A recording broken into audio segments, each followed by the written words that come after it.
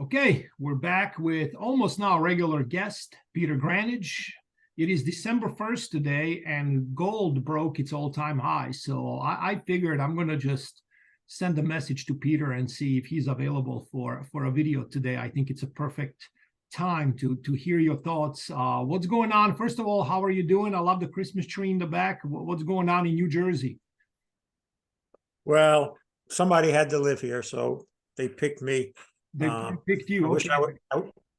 I wouldn't mind being in Arkansas, to tell you the truth. But nevertheless, it's a pretty good day today.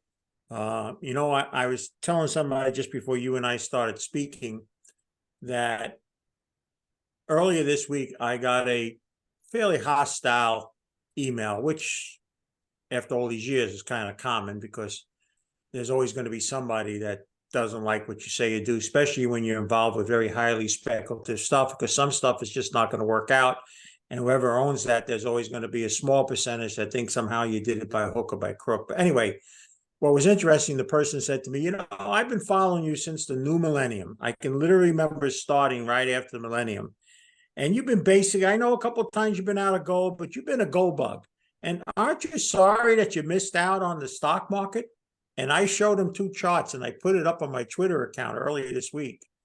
Gold is up almost 700% from January 1st, 2000, and the Dow's up less than 300%. And even if you throw in the Dow dividends and reinvest them, gold has still outperformed the Dow since the year 2000. And you would never know that listening to 99% of all financial advisors. Oh, well, what a great way to start this. This is, I would say it's a lot of unpack here, but not really, because the person that said that to you, the way I see it, is looking at, as most people always, they cherry pick, right?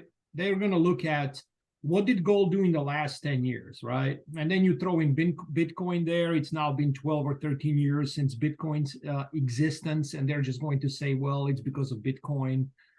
That's the reason why gold didn't do much. But like you said, if you just go back a little longer, and what gold always does, preserves a purchasing power. You're looking at it. What was the percentage again that you just compared? Close 700% for gold, under 300% for the Dow. And let me just add one thing before you, and I don't want you to lose your train of thought, but it's very important. I get that argument now for quite a while because I call it Bitcoin. I believe it's the biggest hyped investment product ever in the history of all investing, even more than tulips. But remember this, when they go back and they talk about, well, you could have bought it for $20 and all, how much was trading and how many people bought it? When did the real buying and volume come into Bitcoin? And what did it do since then? And if you look at it that way, you'll find that it's been very, very underperforming compared to what the Bitcoin maniacs like to tell you. So when virtually no one knew about it, and anything, I've watched little penny stocks go up 1,000, 10,000% early on. But once the volume and people return in, do they still make those same type of returns? So I don't buy that argument. I try to keep an open mind. I knew and have stated all along Bitcoin's going to stay around because there's too many people making a lot of money hyping it. Remember, a large percent of it is owned by a small amount of people. And until those people, they already made killings on others that have come and gone. I mean, there's over $1 trillion lost in the coins and the ETFs and all these other things that came and gone. So I'll take the old relic, the dinosaur, the stupid thing that's only been around a couple of thousand years. And I noticed, I don't know if you ever noticed on your gold holdings, my friend, I don't see any expiration date on my gold holding. It doesn't say come 2024, it's no good. It's managed to be good for 2,000 and something years. And there's no reason to think it can't be good for another 20 years. That's well said. And a lot of people just will not listen to that. They're just going to stick with, technology and all that. But yeah, the whole thing with cherry picking and going back 10 years, you have a lot of experience in the markets, and you can't teach experience. I don't care what anyone says about they're really good at what they do. They might have a year, 5 years, maybe even more, but overall you cannot teach experience. So when you go back to your, let's say we go back to Peter Granich's being in his 40s, okay? What would be your advice right now for people that are, let's say, invested in precious metals when it comes to equities? We're not talking about, like you mentioned, the expiration date on the coin or a bar that we know it has none, but we know these stocks could go to zero at any point. Any one of those mines can just go to zero. We understand that. But what would be your advice for someone who is, let's say, in their 40s and they have some money to work with, let's say, realistically, let's just say $20,000 to put that amount out there. What would you tell them if they invested $20,000 in the mining stocks? How are you going to play this? If it is a bull market, let me ask you, do you believe this is a bull market? When are you exiting? How are you scaling down? What is your plan, if you can tell us, when it comes to precious metals equities?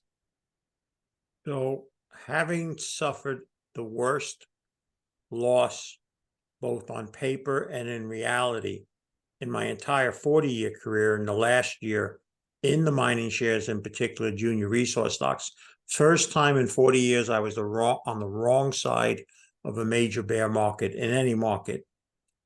I can also say, as I've said in recent weeks, that the ultimate adversity had created the best of opportunities. Because if you're going to take the argument that comes from the bullish camp from financial assets, hey, stocks are going to do real good, there's this green revolution, world's going electric, everybody's going to be happy, a better world to live in, yada, yada, yada. You need the metals in order to fulfill those products that you expect to be around and have this wonderful time with.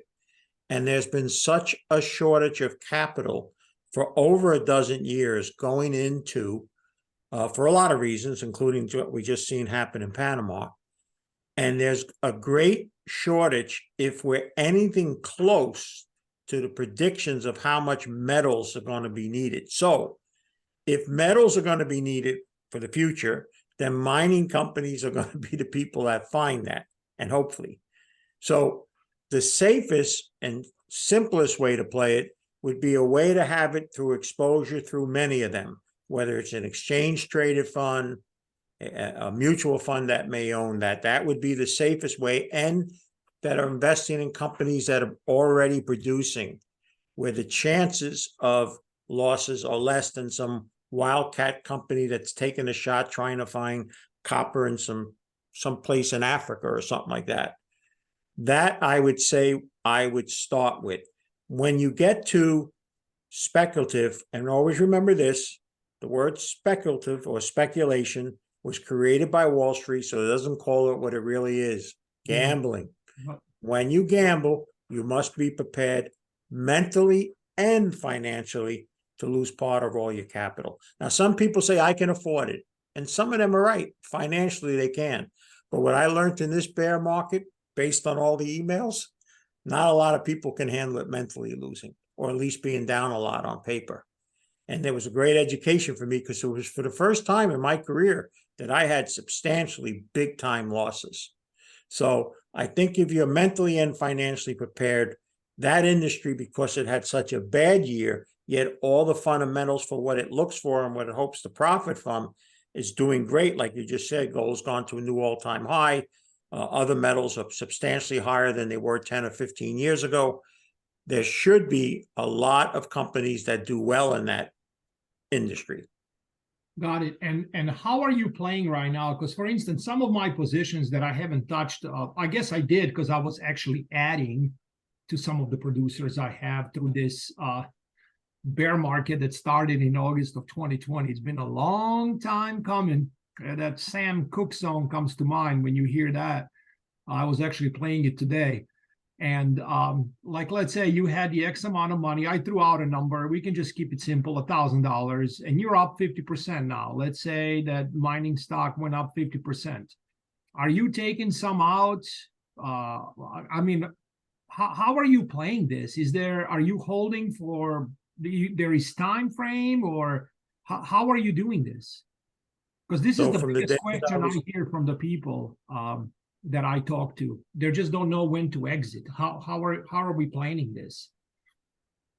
perhaps one of the most repeated question I got from the days of my money management all the way through today was, hey, you guys always tell us when to buy, but you never really tell us when to sell. Or if you tell us to sell, it's too late.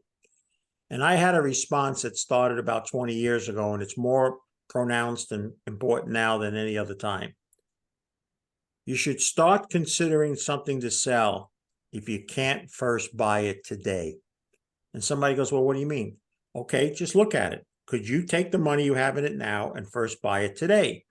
And if you have any hesitation or even say no, then you have to ask yourself, well, if you wouldn't be prepared to buy it and even pay more, who do you expect and why do you expect them to pay more? That's the first order of business, to keep looking at your portfolio and say, could you first own it today? And if you say yes, then there's not much to have to question about. I do think that's something that's very, very important here, and it's going to play a role as we get into 2024. Without getting into fundamentals of politics or social economy, just the game itself. The vast majority of financial advisors, commentators, journalists, they've been basically doing it for 25 years or less. And a third have only been doing it since the last financial crisis. Other than some very short-term bear markets or quick downfalls that will quickly push back up, which I don't think is going to be available to do, the vast majority of people have learned to drive on a one-way street in the financial service business. And I don't care who you are. If you were only taught to get in a car and go forward, when it comes time that you have to go sideways or put it in reverse, or worse yet, get to a traffic circle where traffic is coming from different areas, there's going to be a lot of inexperience at that point. And that's my biggest fear, that what we have now is, and what we saw in recent weeks in the stock market again, is really, interest rates are top, interest rates will go lower, the Fed will flood the system with money, happy days and easy days are here again. Now that worked 10 and 20 years ago, but it didn't have some of the issues that face that now. Something called 34 trillion in debt, something called a political system that's not only broken, but the two parties who won't even talk to each other have people within their own parties that won't talk to each other, and a worldwide movement away from America and the dollar. It's not happening as a rush, but it just continues to go that way.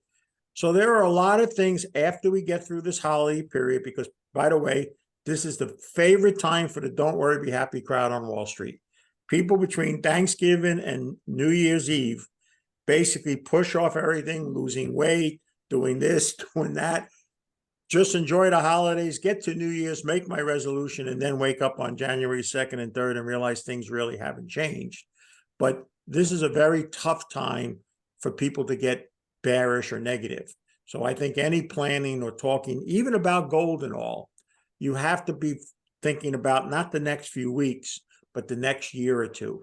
And there, it's a very interesting, because when you get any market, and it wouldn't matter if it was gold or anything else, when it's been to a level it's never been before, there's no more resistance. There's no more somebody happy that it went back up because they got even.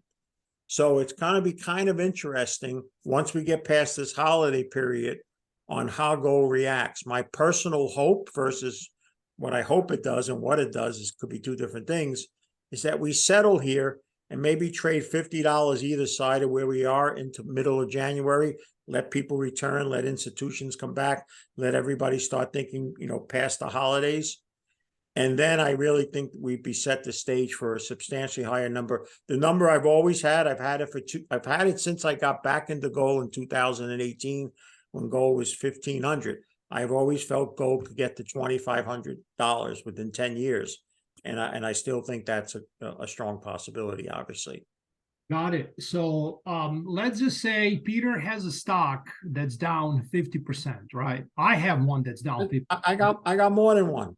Yeah, I got one that's my core position that I really care about, even though it's got pretty good dividends, but I'm still like, yeah, those dividends are not doing much when you're down 50%, right? So the question now begs to, let's just say gold got up to whatever, let's say 2,300, and all of a sudden this stock is up 50%. Would you take your profits, with not even profits, actually, you broke even at that point, and be like, okay, I'm happy now, it's done? Or would you take half and leave the other half in? Or would you just let it ride for a little longer? I go back to what I told you before. I make it like it's the first day. Don't worry about I held it for 2 years and it didn't do anything. The money I have in it now, would I first buy it today? Most people won't do that because once they're down, all they want to do is get even. That's all they have. If it can just go back to where I bought it, I want to move on because no one likes that feeling of losing. Yes. I would have to say to you what the circumstances were at that particular time before I can say just do that. I will tell you this. I do believe the older you are, the much more Safier principle is going to be warranted now, because not only do I expect markets in general to underperform compared to the last 40 years, I think also it's going to be much more difficult as one is older to sustain their wealth, especially if they stopped working, because we have such dire needs of funding deficits now. We have multi-trillion-dollar deficits. Governments are going to have to raise taxes and also cut spending. And I just think it's going to be very challenging, especially if you already stopped working, to find investments that can keep up with the cost of increased taxes, inflation, and all the other things that grow more expensive as we get older. Understood. Yeah, that's why I was thinking today. I got to ask you these type of questions, like I said, because you cannot teach experience. Because I'm trying to see, as you know, I'm very active on Twitter, whatever, X, and I try to see what people are saying. What is the plan, and how are they going to try to play it? And I understand every stock is different. You might find out certain things about the stock that you owned, even though it's a producer, it's a big name, and all of a sudden the underlying fundamentals of that stock have changed, and that would be probably an easy exit then, kind of like whatever the percentage is that you got back, let's say 25% out of a 50 or 60 that you're down, and you don't like the direction of that stock. How do you evaluate if you still like this stock based on the valuation that the market is currently giving you versus not? What is the easiest way to evaluate a certain stock? Well, fundamental analysis has always been critical to me. I understand there are people that live off of technical analysis. I think technical analysis plays more of a role in the short term of markets, but not for the long term. I believe fundamentals will override technicals for the long term. But I like to also point out to you that there's a important distinction, I think, going forward, people need to know, especially about the stock market, not so much gold. The stock market that I started in 40 years ago basically doesn't exist anymore. First of all, 40 years ago, 90% of the trading was done by individuals. And those individuals were basically buying part ownerships and selling part ownerships in businesses. That isn't what most people do anymore in the US stock market. First of all, over half of all the funds in the United States stock market now are in passive funds. They're literally just trying to track indexes or indices and are not actively traded. The remaining half, 80% of that, is using some sort of computer-driven program, some sort of algorithm that's either trading based on just news events, wording in news, or very sophisticated, complicated mathematical options, commodities, futures, all sorts of strategies that are done in almost nanoseconds. Very small percentage is left buying and selling stocks the way we used to do 30 or 40 years ago. So that's very important for people to understand that. And that, case in point, up until about 2 days ago, so I'm only up to about 2 days ago, of the S&P 500, 94% of its gain was off the back of 7 stocks. The rest of them only were up 4%. That's very, very thin. That's very few carrying the load. You're talking Nothing about in like history. Apple's, Microsoft, right? Mostly the giants. The seven, the Magnificent Amazon. Seven, whatever they want to call them. Mhm. We need to see, if you want to be bullish going into 2024, you need to see more of an expansion into stocks other than those for a market to continue to make double-digit returns, or else it'll just be too exposed, too thin and that parabolic of those companies will come crashing down. The other thing I would point out, and again, I'm not here to talk about or don't want to be long general equities, but I would argue that certain emerging markets now offer much more valuation or have lesser risk than the US stock market does. And so I just think blindly plowing money into general equities right now, or especially technology stocks, not to say that congratulations to those that had those type of stocks and all, there's real danger. We had a situation like that. People weren't even born back then. I was a very young man. I was just a kid, the Nifty 50 in the 70s, that really held the stock market up for a few years, and then down it went. We also saw that at the end of the millennium when the internet bubble happened. So getting past these holidays, if you don't start to see breadth, advanced decline, and things like that improving in January, February, then the stock market's in for a very vulnerable fall. Right now, there's enough momentum and excitement and hype to carry it through the new year. But I think after the new year, they better start to see much better fundamentals with technicals, or else pretty much that'll be the end of this, what I still think is a counter trend rally. Realistically, over 2 years now, we'll be just flat. And yet a lot worse things have happened fundamentally. I can't find anything to make an argument that's got better for us as Americans. I really can't. That's a sad state. But I think in any area we look, economically, socially, politically, things have only gotten worse over the last 2 years. Yeah, yeah. And that can only, I believe, overall bring something like safe haven metals like gold and silver even more up. It just seems like to me for a while it's been a perfect storm. That brings me to my last question. What do you think, Peter? When did the bull market start for gold? Was it in 2015 when, do you believe that the bottom was at about 1,050, I think early 2015?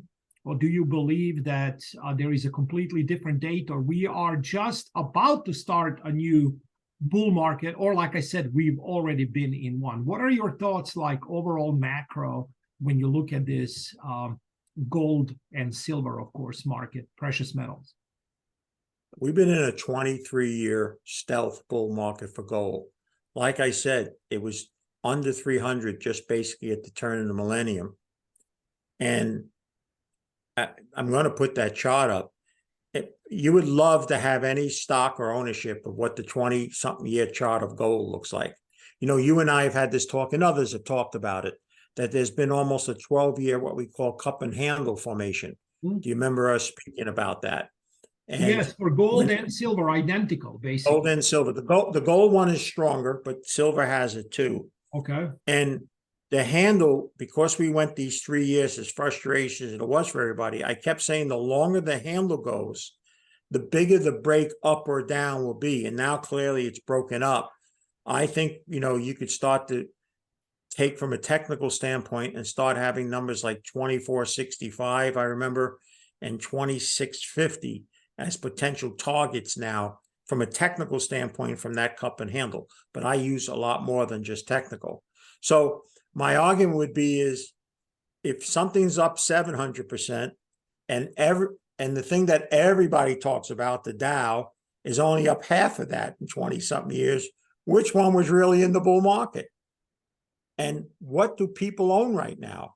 I say the average portfolio has 1% or less in anything related to gold, but they have multiple percentages in financial assets. And you and I tell this, and I'm sorry if I keep going on, but like this is a very important point. I've said this for a long time. I've said it with you since I've known you. I tell people in our planning group, buy gold and hope it doesn't go up. And they always say the same thing. Mr. Grandich, why would you want me to buy something that you don't think is going to go up? Well, looking at what you currently have, I can tell you if gold goes up a lot of this is going down because they're so overwhelmed in financial assets. So for minimally for people, it's an insurance policy that you hope, just like you have home insurance, car insurance, medical insurance, you need to have insurance on your financial assets, and very few people do. Yep. And I started talking about it to finish it off a while back. I don't know if you ever heard of Parler. It was the app that was started out from some Las Vegas people. It was supposed to be more like a conservative side, as Mhm. Twitter with Jack on their helm was really Yes. bad. I know my account was completely nuked a few years before Elon took over, and I was never able to even retrieve that. I was never able to log on to the account. I had a lot of followers, a lot more than now, and all of this was going on in Parlor. So going back to like 2000 and maybe 16, in that range, 2015, I started talking about gold when it was roughly around 1100 or 1200, in that range on Parlor. Whenever he first started, I might have been off by a couple of years. I don't know exactly when. At 1300, I was telling people about physical. And I mentioned before, when you interviewed me once on your channel, is I said that I'm really big on actual physical. I love the speculation in the miners just because it is kind of crazy in that sector, because like you mentioned, it can be 1,000, 2,000% change really quickly if the bull market resumes, and it gets crazy when the money rushes in, right? But I look at it back now, when I started posting those videos on Parlor and when I started my channel a few years back right here, and I was like, even at 1,500, now we're at, let's say, you can't get a buffalo under 2250. Okay, one buffalo coin, which is my favorite. I don't know, people like the Eagles or whatever. And I'm looking at it, well, if anyone was following, and I always say, because it is what it is not trading or investing advice. I'm not licensed by any means in the financial sector, but that was the play, to have physical. And now look at it with the premiums and all that. Just going back those few, like 7-8 years, it is almost double. Actually, it is. If you're looking at 1100 right now, you can't get a buffalo for under 2250. So I was always working on 70%. If you just look at the precious metals only sector, I was looking at 70% into physical, working on 80%. And a lot of people thought I was crazy. And I know at some point these miners will catch on. But to me, that was like, I'm trying to keep it super simple. So what are your thoughts for the last minute, just to finish off on that, when it comes to physical percentage versus equities only in the precious metals sector? This horrific bear market that's taken down better people than even I. One, as I said, that I really count on tremendously, a lot, a man named Michael Gentili. I think he's the most phenomenal money manager, brilliant person I've ever met in the investment world in 40 years. But even he had substantial losses this past year. One thing was taught in this bear market in the mining and the junior resources. There was an old saying when I used to do all the gold shows around the world, and so many of the commentators would say it: owning mining shares is like owning gold. We learned that's not the case, because some of the best mining companies went down 30, 40, 50%, while gold went up 20%. So there is a huge difference between the physical ownership and mining shares, and even the proxies to own gold. Whether it's a GLD or something of that nature. Nothing, in my mind, replaces something you can have in your hand, and maybe that's why I have such difficulty with Bitcoin. And if I drop it on my foot, it'll hurt. That was always a test to me that you have something worthy, and versus these things that are out in cyberspace. I don't think I could ever count on that, especially when the computers go down and there's a power outage, or you read about how right here in New Jersey in recent days, all the hospitals are getting ransacked. They're all being held up and the computers are being taken down and all. And I want to own it. I want to know where I own it, or I want to have it someplace where I know I can get it. Yes. And I think that's the hard lesson that was learned this past year. Yeah, that was, for me, that was easy because, as you know, I lived through all that mess before, and I understand the importance of owning things. But a lot of people will say, I know I'm ranting a little bit, but I do want to finish off with this. A lot of people always say, I am so tired of bars and coins. It's boring. And I know at my household, when I order more bars and coins, which is regular here, My wife looks at me and just rolls her eyes. There is more. What are you doing?